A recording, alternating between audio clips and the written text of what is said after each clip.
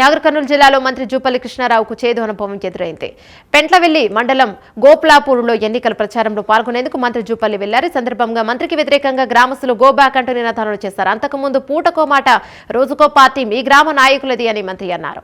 ఈ గ్రామాలకు గ్రామస్తులు కౌంటర్ ఇచ్చారు. ఇక పూటకో పార్టీ మారిన ఘన చరిత్ర జూపల్లిది అంటూ గ్రామస్తులు ఆగ్రహాన్ని వ్యక్తం చేశారు.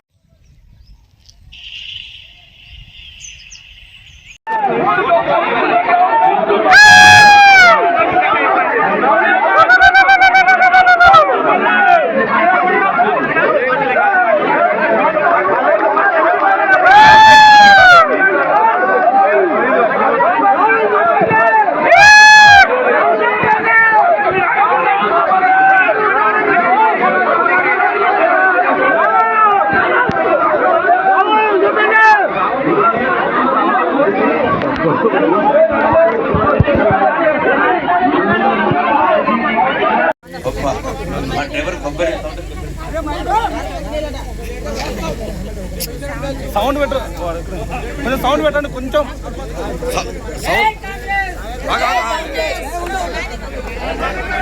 ఒక నిమిషం. నాకు ఇప్పుడే ఓ మాట తెలిసింది. ఇది కాయలు అంటే మొన్ననేమో టీఆర్ఎస్ జెండాలు పెట్టుకొని తిరిగినంట, మళ్ళా మల్తనాడేమో టీఆర్ జెండాలు పక్కన పెట్టి మేము ఇండిపెండెంట్ తిరిగినంట.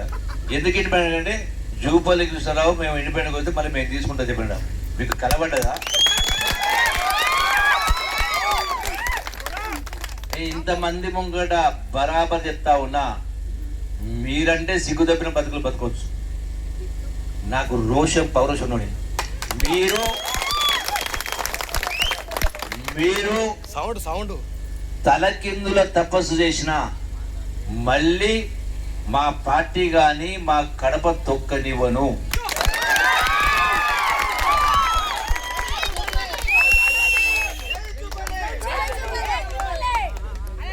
ఇప్పుడు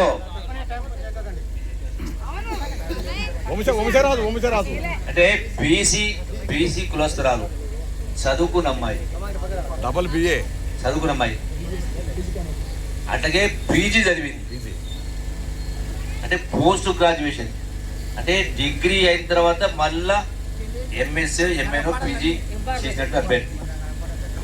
ఒక లెక్క పద్ధతి ప్రకారం పదవిలోకి రాకముందే, నీ పేరు పెద్దమ్మి వేణుగోపాల్, పదవికి రాకముందుకే వేణుగోపాలు మీ గ్రామంలో బీద సాదా పేదని సహాయ కార్యక్రమాలు ఎప్పటి నుంచో చేసుకుంటూ వస్తున్నాడు.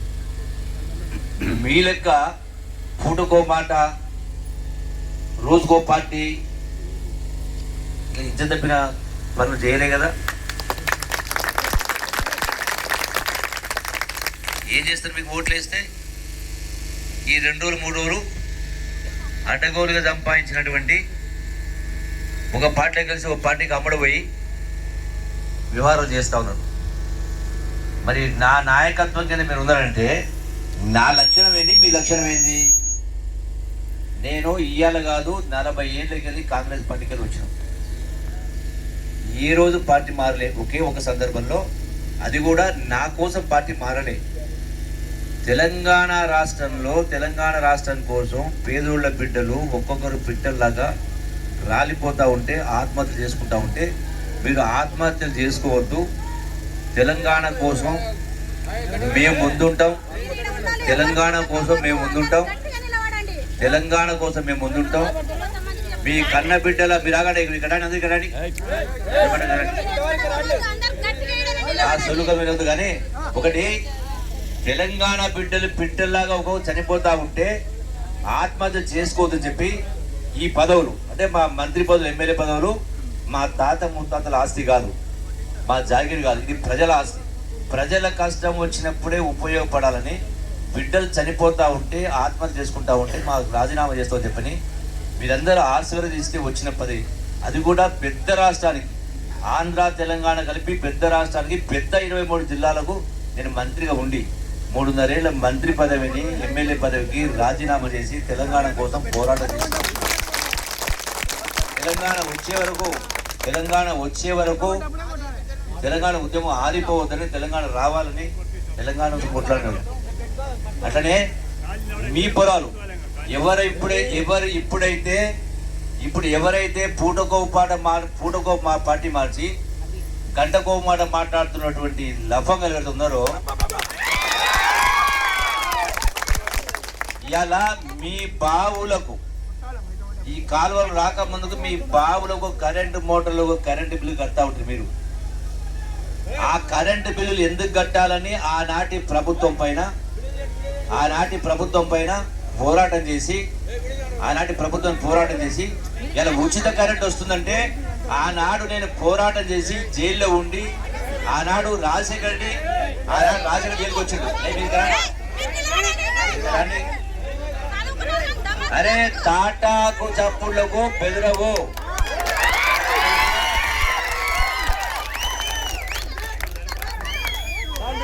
నేను ఉత్తగా రాలే, ఇక్కడ దాకా ఉత్తగా రాలే. చూసిందా టికెట్ ఎవరికి కావాలి? పోయినసారి ఇదే మస్తీ మాటలు మాట్లాడేటువంటి కేసీఆర్ ఆనాడు టికెట్ కాదు, నీ టికెట్ అవసరం చెప్పని ఇండిపెండెంట్ గా సింహం గుర్తు పైన పోటీ చేసినాం. సింహం గుర్తు పైన పోటీ చేసి గెలిచినాం. సింహం గుర్తు పైన పోటీ చేయడం జరిగింది. ఎవరికి కావాలి? అందుకనే ఇజ్జత్ చెప్పిన బతుకులు బతకొద్దు, దిగ్గుసలతో బతకాల. ఈ రోజున ఈ కాలువల ద్వారా నీళ్లు రావడానికి, ఉచిత కరెంట్ రావడానికి, తెలంగాణ రాష్ట్రం ఏర్పడడానికి నా వంతు పాత్ర పోషించినారు. మీరేం చేసిండ్రు? మీ పోరాటం ఏంది? అందుకే నేను గోపాలాపూర్ ప్రజలు చెప్తా ఉన్నా.